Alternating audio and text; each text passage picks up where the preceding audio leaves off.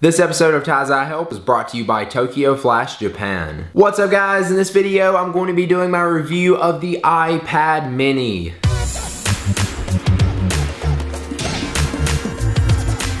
So let's go ahead and jump right into the review. I'm actually using my iPad mini to look at the notes that I've taken on this. Just a little fun fact, I use my iPad mini since I've got it for pretty much every video that I've filmed to look at the notes while I'm filming it. So the iPad mini comes in two different colors. You can get a black/slate model or the white/silver model. The iPad mini has a 7.9-inch screen, which isn't a Retina display, but it does have a resolution of 1024 by 768 with 163 pixels per inch. The iPad mini, obviously being the smaller version of the iPad, has a different size, which is 7.87 inches by 5.3 inches and a thickness of 7.2 millimeters. And the iPad mini only weighs 1/69th of a pound.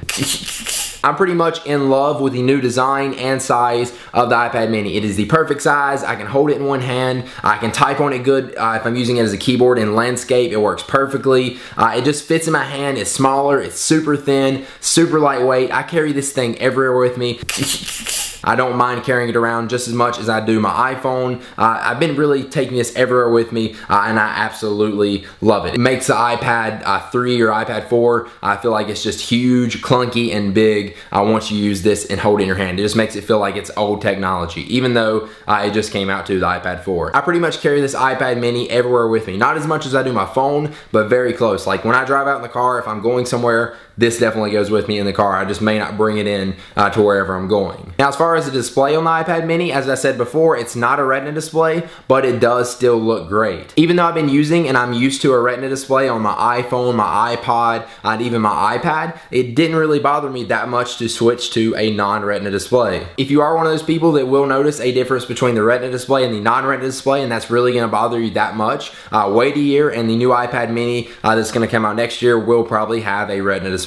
If you put an iPad mini right beside another device with a Retina display, obviously you're going to be able to tell a difference, but for me, if I just switch from one to the other and I don't look at them right beside each other, I can't really tell that much and it doesn't bother me. So as far as the screen, still looks good to me. Now the cameras on the iPad mini are pretty much the same cameras that we've seen in all other Apple devices, so I don't really see the need to cover in detail, but of course the front-facing camera is now 720p HD and takes 1.2 megapixel images, and the back camera is a 5 megapixel camera which shoots 1080p HD video. As you probably already know, both cameras take great pictures and both do great video, so good job on the cameras. One thing I will say is that taking a picture with the iPad mini is a lot less awkward looking than it is with the bigger iPad. Now as far as what's in the iPad mini, it's running Apple's A5 dual-core processor, which is the same processor that was in the iPad 2. Now of course it doesn't have the fastest, latest A6X processors that you'll find in the iPad 4, but it is fast, and if you think about it, it doesn't have to power a Retina display. Plus if you compare it to the iPad 4, it's a smaller screen, so it's powering a lot less. Now for me, if you compare it to like the iPhone or the iPad 3, it's not much faster. I've seen comparisons to the iPad 4, and again, it's still not much faster than it. If you put it right beside each other, apps and stuff are gonna load faster, games will load up faster. Obviously, they will look better because it is a Retina display, but as far as just overall running of the iPad, it works just fine. Haven't had any problems. It's not slow, it's not laggy. It's pretty much just as fast when I first bought it, or as when I first bought it. But I will say, once developers put out some more powerful games for the A6X chip, the iPad mini may not run them as well, obviously, as the iPad 4 would. As far as battery life, Apple says you'll get 10 hours if you're browsing the web on Wi-Fi, watching videos, or listening to music. And if you're browsing the web using your cellular data, it should last about 9 hours. The battery life on the iPad mini, for me, has been great. I haven't really had any problems with it or anything like that. I can go about 3 days without having to charge it. And I don't use my iPad mini every day or all day long, but I'll go like and use it sometimes during the day. Most of the time I use my phone, but I do use this a lot and it lasts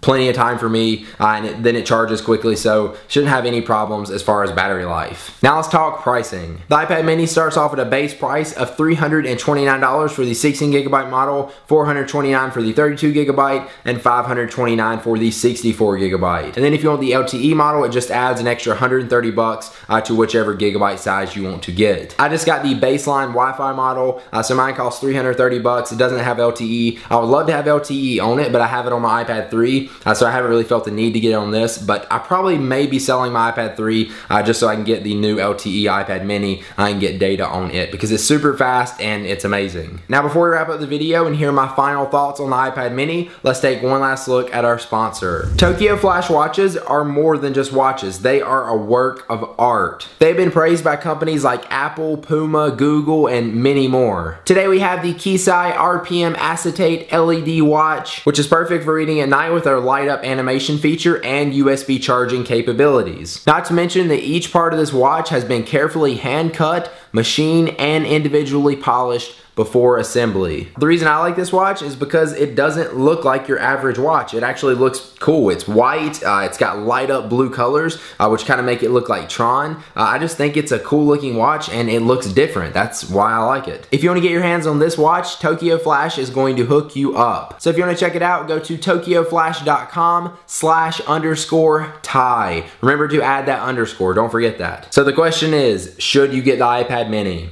Yes. In my opinion, best tablet out on the market. It may not be the most spec'd out, it may not be the fastest, obviously the iPad 4 is faster and better than it, but it's the size and it's the screen and it's just everything all in one that makes this iPad so special. I know it sounds stupid, it's just a smaller version of the iPad and a little bit bigger version of the iPod Touch, but that extra screen real estate added to it and then also took away from it if you compare it to the old iPad or the bigger iPad, it just makes for a perfect size. I love it. If you haven't held the iPad mini, you probably won't realize just how lightweight it is and just how well it's built. It just feels like a really good built device. Super good design. I really love the design on it. My favorite is the black model. Also the silver and white model looks good. I had that one, gave it away. And yeah, the design, size, everything on it is just perfect. And not only that, but it's also a good price point if you want an iPad. Notice I didn't say for a tablet because it is kind of expensive, but they got to add the Apple tax on there because it's Apple. But for $330, this is definitely a good device. If you're trying to decide which iPad you want, whether it's the iPad mini, the iPad 4, iPad 2, or even in some places online other than Apple, the iPad 3, I would say go with this one. You can get the iPad 2 for cheap now, but the iPad 4 is going to start out at $500. This one's going to be a smaller one. It's just, get the iPad mini over the iPad 2 or iPad 4, trust me. Other than that, I don't really have anything else to say about the iPad mini, so hopefully you guys enjoyed this review. If you did, please be sure to click the like button down below. I really appreciate it. It helps me out a ton. And then also make sure you subscribe to my YouTube channel for more videos, reviews, and stuff like this on lots of tech stuff, and I will see you guys in the next one.